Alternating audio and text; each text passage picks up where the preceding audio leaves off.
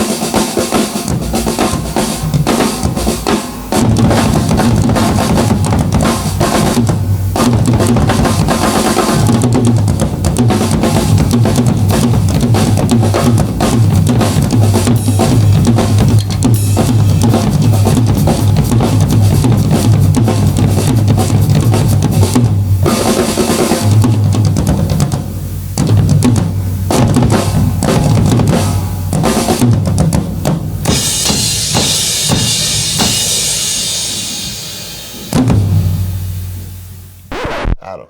T. I love the vibe of that whole entire video. You got some good groove. Yeah, right? Yeah. Good job, Gary. Awesome. Yeah. Cool. Why don't you get into a little bit of how you got into drums and what was your aha moment or what sparked your passion? I think, when I first saw someone playing drums, which at a very early age, I don't even remember where I was, but I was really young. And for a really long time, I wanted to get drums, but, money was tight back in the day with my folks. We didn't know it at the time, but, I wanted drums, and they just said, well, so I ended up getting this thing. It was called a cocktail set. Okay. Yeah. And it was a snare about that big, like maybe 10 inches, but it didn't have a bottom on it, but it had like the snare wires were on a little, so you could higher or lower kind of thing. Nice. And on this side was a tambourine, and on this side was like some little cymbal that sounded like right. Yeah, just know dead, what I mean? Like just it, dead. And so I had that. There was a kid down the street. This is a long story, but there was a kid down the street, and he had a drum set. And so I got really friendly with him, and I kept going over there, and eventually I got better than him. And I really wanted to excel at it, and I begged my parents, and I got what was essentially a Sears catalog thing made in Taiwan or something, right? And a long time ago, and I had that, but it was like gold to me, Of course, 100%. It's the best sounding drum kit you've ever had. Right? Yeah, I cut my teeth on that. It gave you the ability to even play. So I had these. They weren't great cymbals, and I talked my dad into getting me. He got me I think it was a 20 ride and a 16 crash. Okay. To go with that little drums, and I had that for a long time, and then when I got old enough and had a job and stuff, my first real drum kit was a Rogers drum kit. Oh, nice. What year? Oh, do you God. remember? Yeah. 78. You're stepping into the big leagues. 78. Yeah. Sears catalog to Rogers, like that's a step. That was they were the first to have memory locks Yes. on stuff. So like if you had it set Okay. You didn't have to Fool mess with it because Yeah. it was already okay. So Cool. yeah. I love it. So when you had the Rogers, a Sears catalog, though, Yeah. let's take that in for a minute. Yeah. Back in the day, yeah, right? 100%. You got to look through a catalog and you saw this drum kit. Make your wishes. Yeah, it was, like when you want something bad enough, you sort of, if you fixate on it. You manifest it. Yeah. I wasn't, going crazy, but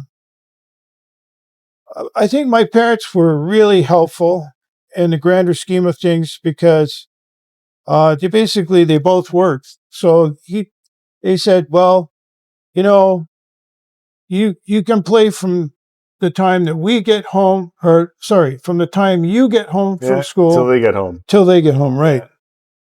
And so that's basically what. And I had 2 siblings, 2 sisters, and they were really cool about it. Nice. They never gave me any grief that I remember. That's great.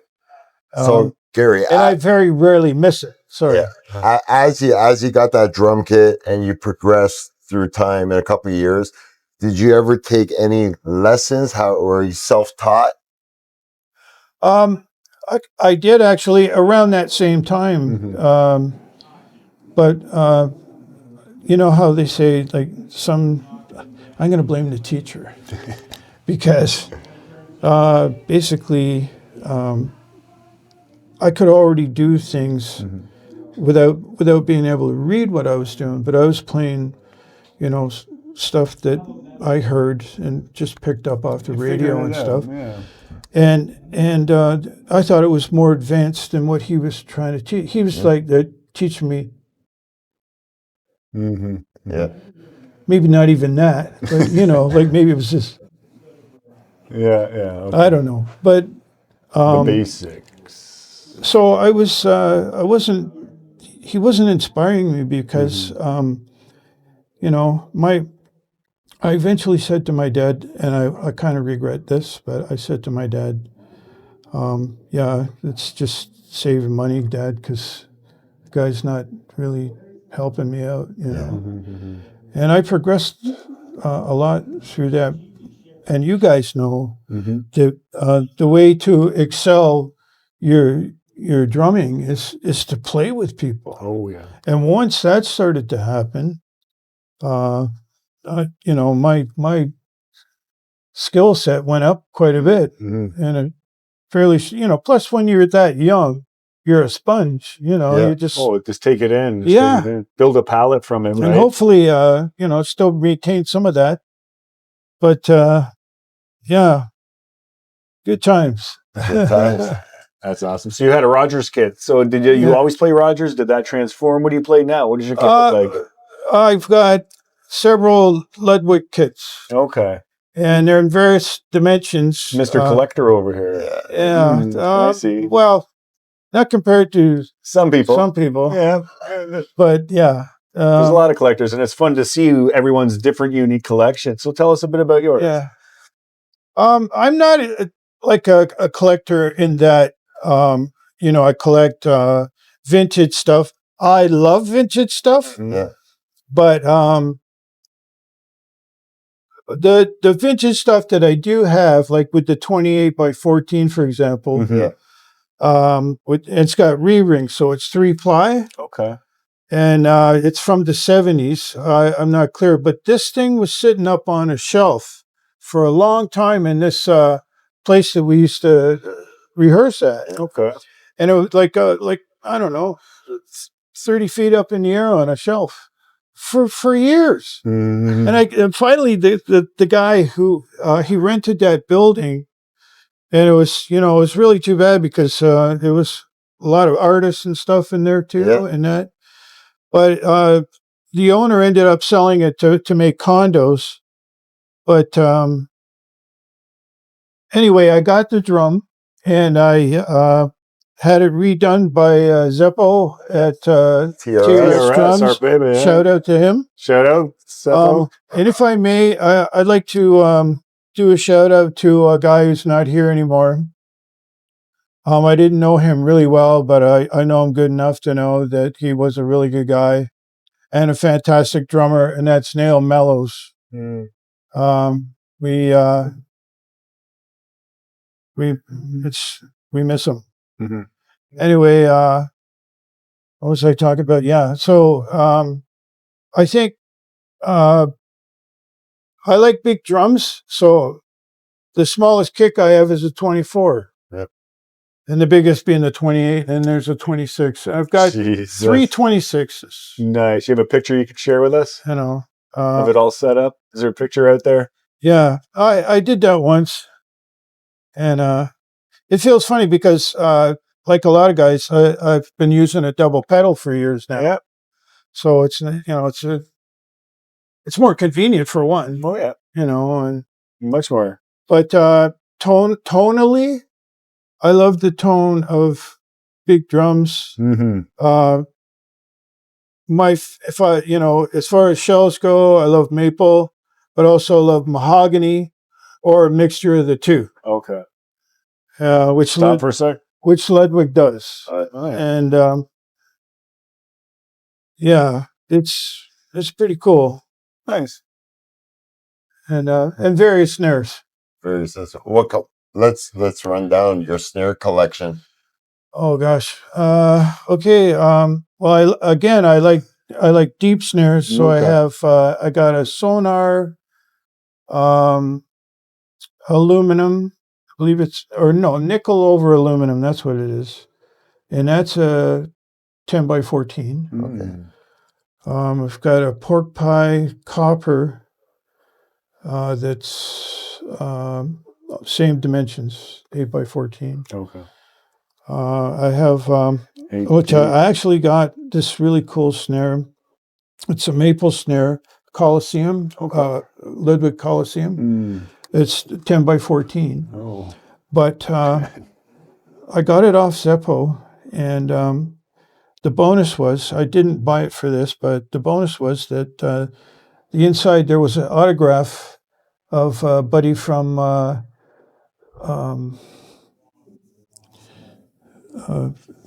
band from Ajax. Oh my gosh, I can't think of his name. That's weird. But anyway, that's what's on the That's inside Sum of the 41? snare. Yes, thank you very much. Yeah, and the newer guy, a really good drummer too. Frank Sumo. That's the guy. Frank. Yeah. Yeah. And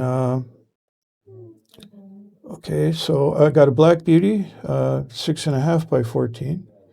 That's probably my pride and joy. Yeah. And I got that at the now defunct Cosmo Music. And the thing about that was, I looked at the snare, and it was on display, and I picked it up. And somebody, because it was like on those hooks that come out from the wall, and the snare wire was all screwed up, bent, and everything because of someone didn't put it back properly. Yeah. So I showed it to the guy, and he says, so he cut off some money, not a lot, but some. And I ended up putting a wider strand on. And that's probably my crispest snare, Mm-hmm. so to speak. Like, Mm-hmm. it cracks, it buzzes, it does all the things you want All it to the things do. you want, yeah. I got a couple other ones too. I got a Pearl. I'm not sure if it's an antique, but it's about 20 years old, and that's a 5x14. And I think that's steel, just steel. Hey, Adam, T-Man, you know what time it is? what time is it? I think it's time we let our viewers and our subscribers know about Diamond Star drumsticks. Check Shout out to these Diamond babies Star. out. Check them out. Adam, Yeah, bud. I know you've been playing these recently. Yep. Why don't you let everybody know what you're thinking so far on the product? Buddy, I'm telling you right now, these things, they're so durable, first of all. They don't chip down like other brands do. And they last forever, so that's a great quality. How they feel in your hand, they're so well balanced, they're so comfortable, they don't slip, there's a nice texture to them. Yeah, I can't say enough good things about that. I use the rock ones now. I've been using them for a couple weeks, and Check them out. Put them in your hands, I was going to say, let's check them out. Tell me what you think about that. Yeah. Right? Right there, look at it, right? Rock. That's a nice one. That's a heavier stick. I would say it's heavier than a 5B a little bit, but it's light. It's really well put together. It's got more of a baseball tip instead of an acorn. Yeah, exactly. That's cool. Great rebound. It's a great stick. So I can't say enough good things about this, my good man. And guess what we can do today? What can we do? We can offer a discount to all our subscribers, viewers here. I highly recommend these more than any other brand. I'm telling you, they're really, really good stuff. And I'm really excited for these guys because they make amazing products. And they're really great to their artists as well. As other drummers that we've had on this podcast have been sponsored by these guys and use these guys. They are a really great company geared towards drummers and the drum community, just like us. So make sure you go to diamondstar.com. Yeah, click it. I look forward to giving them a try. That's it. Now let's get back to the episode, eh, bud? Let's go. See ya. All right, so Gary, do you have any more snare drums? Yeah, you already listed quite a few that are pretty interesting. For sure, I got a A and F aluminum with brass slugs and brass rims. Mm-hmm. They're kind of like just the straight rims. There's no lip on them or anything. Okay. Like old school. Okay. Yeah. But it sounds really good. No rims in it. If I was, going to criticize anything, it'd be the throw off. Okay. But other than that, And what's wrong with the throw off? Is it stiff? Is it? Well, there's a very small. It's like a screw. Mm-hmm. It's not a screw, however. It's just a threaded rod. Okay. But it kind of had metal fatigue, and it wasn't even a year old. I got you. Just maybe too light of a gauge of metal. So I think it's just too light. So what I ended up doing was MacGyvering this thing, I'm sure, right? I kind of did. But it's still like you'll be in the middle of a song, and it'll go clunk. Like just turn on. Yeah, just hear bump. So I mean, the way it is right now is I got a strip of tape over it. Just to hold to keep it shut. Just to hold. And doing that, it sounds phenomenal. It really does. But that's the only thing with it. Yeah. I don't know. Well, Can't explain that one. Nice. I know they're very popular. Yeah, for sure. So, did you ever go out on tour? You have any tour stories? What's your experience like that as a working or touring musician? I got a couple of stories. One was the very first time, and the very first band I was in. We went to London, Ontario. Okay. And there was a 4-piece band, and 2 of the guys had to go back to Toronto. Mm-hmm.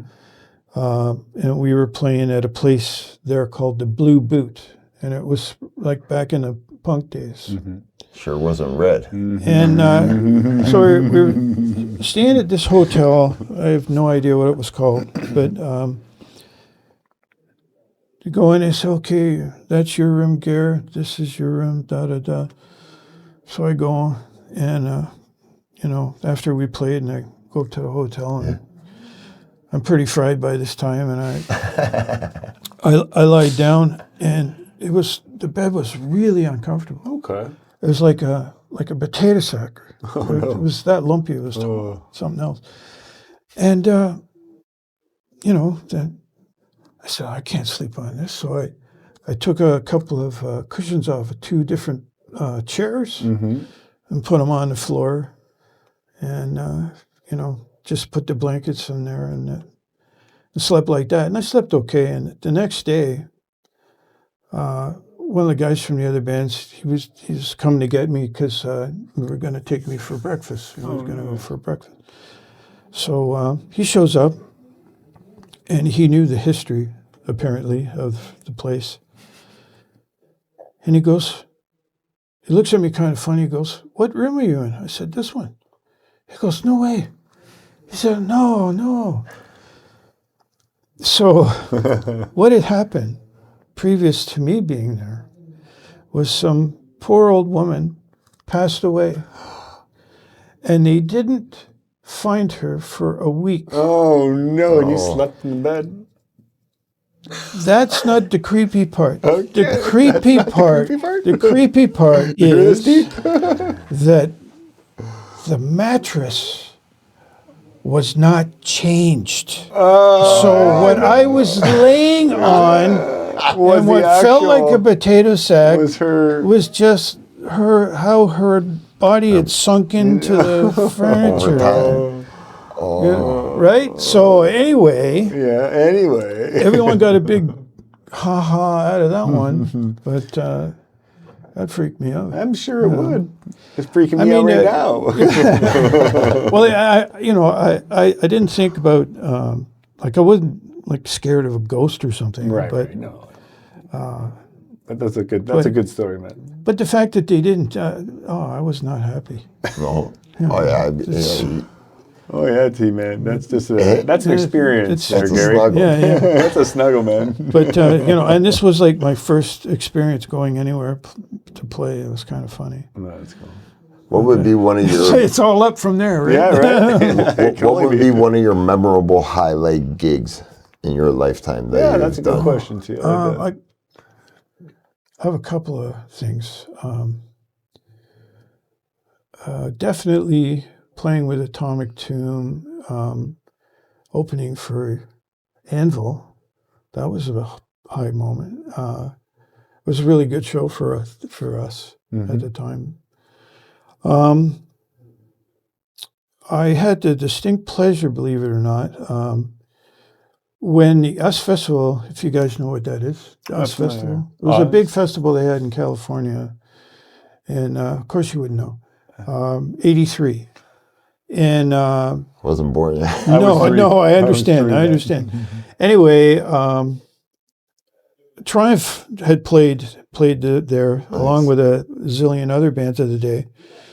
And so when they came back, they had their 10th anniversary as being a band, and they gave away on the radio, I think Q107 at the time, and basically they gave away X amount of tickets to go to a bar where Triumph was going to play, and the house band was the Rick Santers band, if you know who that is. Nope. That's from '83 too. Well, he's actually Rick Santers is going to be playing with Triumph, and so is Phil X. Okay. That's what I hear anyway. But they were auctioning off all different stuff, like different paraphernalia, and one of the things that they auctioned off was a chance to go up and play with the band. And the band consists of all the guys from Triumph. J.D. Roberts was on rhythm guitar, who's now John Roberts. And David Bendith. David Bendith is a producer guy, but also a phenomenal guitar player. And I got to play with these guys. And Rick Emmett said to me, he goes, so what do you want to do? And I said, I live for the weekend, because I knew that at the time. And he goes, we'll do Rocky Mountain Way. And that's what they did, because they did a cover of Rocky Mountain Way. Yeah. And it's an easy song to do. Okay, straightforward. So, but I played with conviction. So that was a big moment for me. Yeah, for sure. That's exciting. It would triumph, man. Yeah. Yeah, did quite a few good shows with Atomic Tomb, some of the other bands I was in. I was in a band called Talon a long time ago, and we played Molson's Park in Barrie. Good old Molson's Park, nice. Yeah, man, and it was when they used to have like a pond in front of the stage. I don't know if you remember that. I don't remember the pond. I understand it's gone now. Oh yeah, it is gone. Anyway, But the 90s? Oh, we that was the played, best. and it was called Van in something, but it was a lot of people. There was thousands of people, and that is probably the biggest audience I personally ever played in front of. Nice. That is super cool. But there's lots of highlights. You know, you always hear people say, "Oh, you know, back in the day, I lost my train of thought. Oh my God. It's okay. Edit. No. Yeah, exactly. You're all good. But I don't know. I'm talking too much. So this is what we're going to do. I'm going to jump into a question, okay? And Sure. then we're going to run through your Buddy Rich stuff. Yeah. Oh, I was going to okay. bring it out and Yeah. say, hey guys, we got Yeah, it. that's definitely. So I'm going to do, is that cool? Yeah, for sure. 3, 2, 1. Gary, you brought a treat for us today and everybody watching. Why don't you walk us through what you brought? Okay, well, this was a special show that I had the privilege of being at, and this is the Buddy Rich Big Band back in 1984. I had the privilege of being at the Colonial Tavern that night. Wow. And these We're gonna flash pictures this. have never been on the internet until right now. Look at that. And Drummer's Paradise. yes, Buddy Rich in the house. in the house. Look at that. And it was a phenomenal night. That's remarkable. And it was, I just thought I'd share that with everybody. That's cool. And you also brought a stick of his, I think. What's yeah, the story so, behind this? After the show of Buddy Rich, I went over to the drum kit, and I reached out and I had to. It's like the Holy Grail or something, and I happened to look down and this was on the floor, and I wrote it like the date and that. This is a Buddy Rich stick. That's that amazing. he broke. So Buddy Rich played this stick. He did. And tossed it aside when he broke it. Yeah. And I just touched Buddy Rich. So this was 1984. You went and Yep. saw him. What was the venue that he played at? It was the Colonial Tavern, Okay. which used to be on Yonge Street, Yes. right across from the Eaton Center. Right. By Dundas Square. And it was a good place back in the day. There, like a lot of good places have come and gone. Yes, sort they of have. thing. But other good ones open. So That's all right. wild, eh? Yeah. Look at that. Yeah, Mr. Big Band, eh? And, Like, I mean, that is take that in. yeah. Someone could say, "Oh, it's just a broken stick," and it is. 100%. But it's the You just touched Buddy Rich. arguably the best drummer. Period. The end.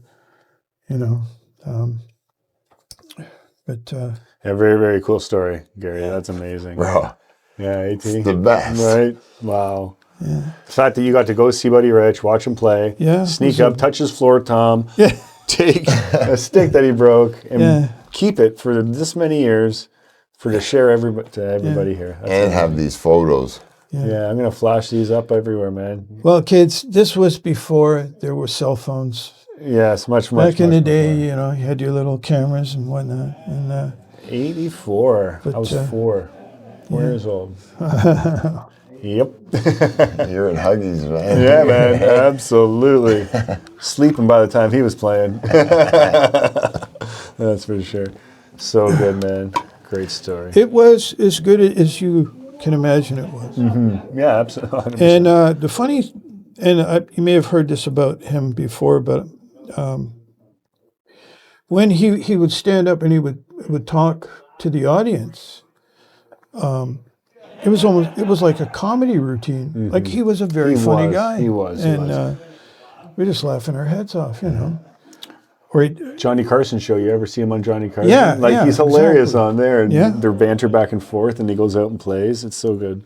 yeah, and because Buddy, as you guys probably know, he gets some bad press sometimes, because of tapes that exist that maybe he freaked out on somebody one time, and Slander happens when you're popular. your name's on the bus, your name's on the it's not the Joe Fred show, you know what I mean? Like it's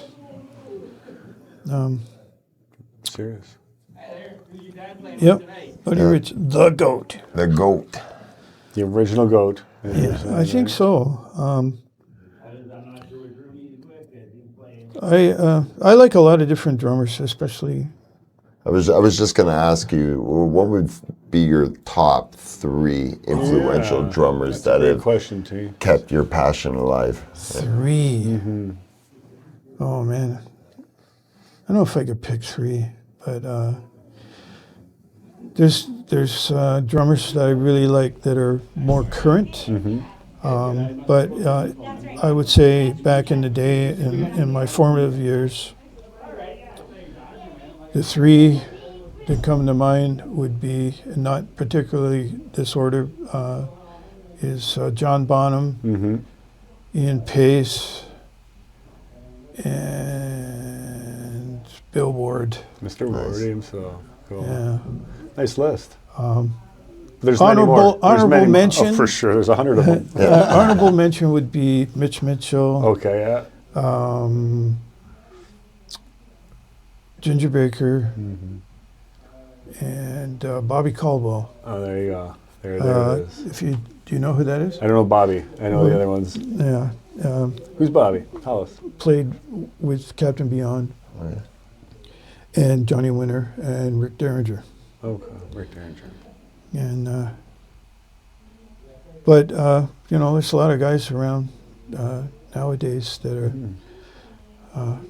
I'm going to get bad press for this, but the drummer for Gojira, Oh, yeah. yeah, that Fantastic. guy, phenomenal. Oh, isn't he? Absolutely phenomenal. I like guys like Ray Mallorca, who plays with Ministry now, but he played with Stone Sour. Oh, I love Stone Sour. They're great. Yeah.